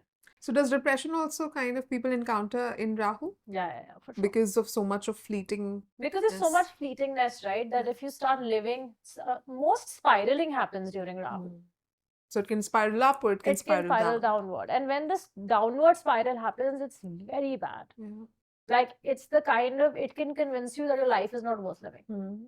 That kind of spiraling. Like somebody could, for example, if say, for example, you've lost a little bit of hair, you're not thinking of you've lost hair. You're thinking of I've gone bald. So you're not thinking of like, oh my God, this is just tomorrow it's going to be fine. You're thinking that all of my hair is gone now. And now what? Now I look really ugly. Now nobody wants to be friends with me. Now, nobody wants to be with me. Nobody wants to be in a relationship with me. So your self-worth becomes so low when you start to spiral. And if you try to justify that to someone, it's not, you're not going to be able to justify it. So they also tend to keep it inside because they know that all of this is like it's happening within, and they think that nobody's going to understand what they're thinking or what they're feeling. So they don't have the right outlet, to be able to explain to someone. But that's when you have to either obviously seek help, but also, try to kind of pep talk yourself into rationality. So I tell a lot of people who are in their Rahu that if you're spiraling, start saying it out loud. Because when you hear yourself saying it out loud, you start realizing maybe this is not right, because that's how, if somebody's going through a Rahu, when they share it with someone, they also start to feel really dumb, or they start feeling like, oh my God, this is they're going to judge me because it sounds so stupid. So I'm like, sound stupid to yourself. So at their peak, they might sound arrogant, and when the spiraling down happens, they can also kind of end up in depression, anxiety, Yeah. overthinking, Scenario building and loops. assumptions. Like say if you have, if you're in a situationship, now you have thought of every single scenario that can go wrong. that can go wrong in that situation, or also like why this person is not Correct. giving me, enough attention. Now you also stick around in loops because now you can build an entire life with them in your head. Now I've met someone who looks really nice and I don't know anything about them, but superficially they look like a good person. Now I have already thought of how I'm going to have kids with them. Because they reach, like, scenario building means they think that now I'm never going to find someone better than this guy or this girl. Like that is the level, and they start feeling like, oh my God, this person is not responding to me. So they're not feeling of like this person I just met is not responding to me. They're thinking that that person that I'm supposed to marry and have kids with is not responding to me. And when they lose interest, like when they snap out, they also snap out like that, now I moved on and I want someone. Now if you find someone else and you're just gone and you're like, so it's that scenario building, that loop that you live in. Because you are never in anything that has actually happened. You've gone on 2 dates, but now you're like stuck on that guy for 6 months. Got it. Because of what happened on those 2 dates. Because you thought of what could have happened after those 2 dates and that did not happen. Sure. So it's that getting out of those loops and to like remind yourself that this is a story. This is not, none of this is real. And that is the only way to navigate, which is why the only way to navigate Rahu is through meditation, is through stillness, is through like shutting down the brain, because Rahu can only build all of these scenarios in your mind. Grounding activities. Yeah, so you need, and I always tell my clients that your brain is like at 100 kilometers per hour all day. Even when you're sleeping, you're thinking. So you have to, even if you're meditating and it comes down to like 60 kilometers, it's fine. But we need to slow it down a little bit.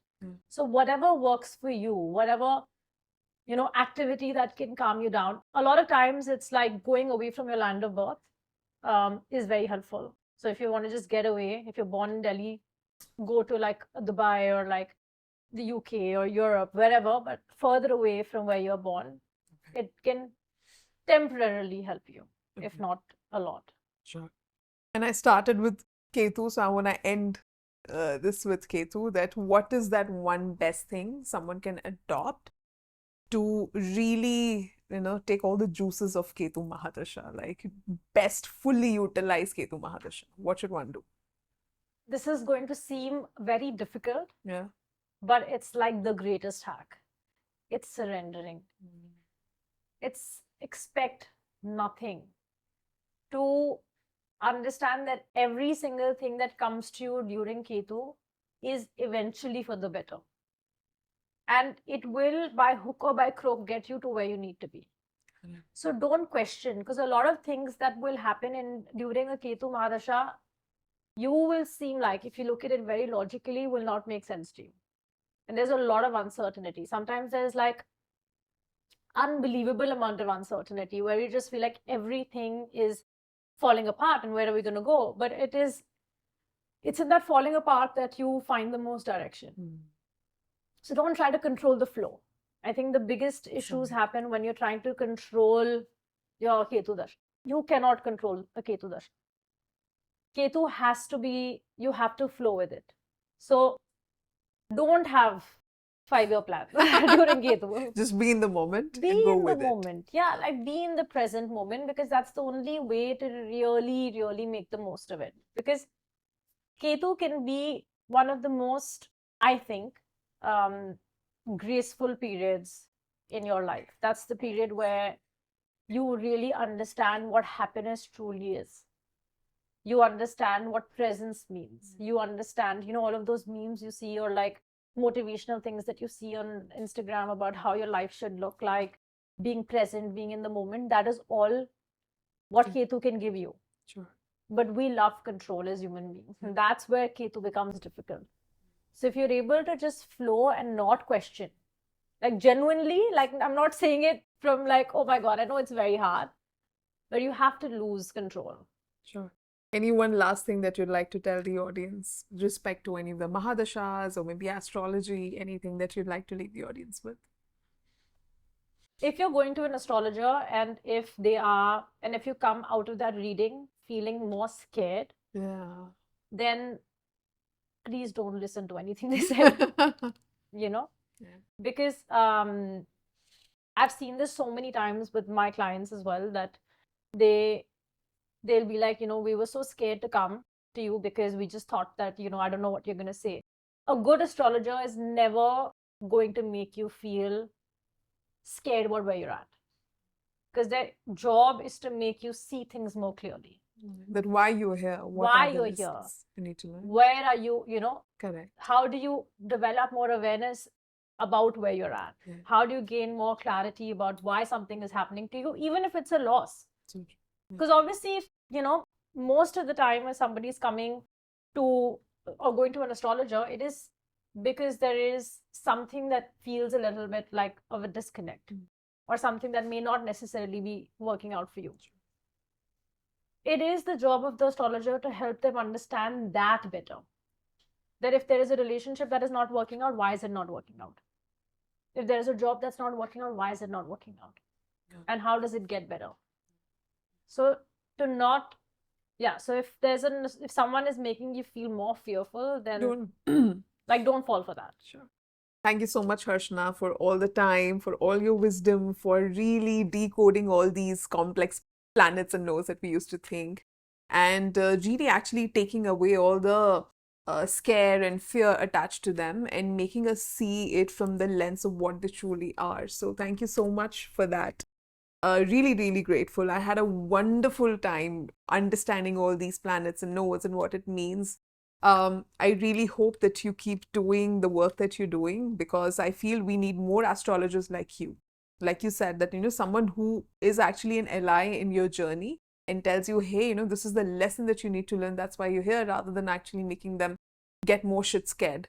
So thank you so much. Keep shining your light in the world. The world really needed people like you. So thank you so much. Thank you so much for having me. And I really hope that anyone who's watching this, is able to pick up on something that helps them in some way, because again, that's what we're supposed to be doing. So thank you.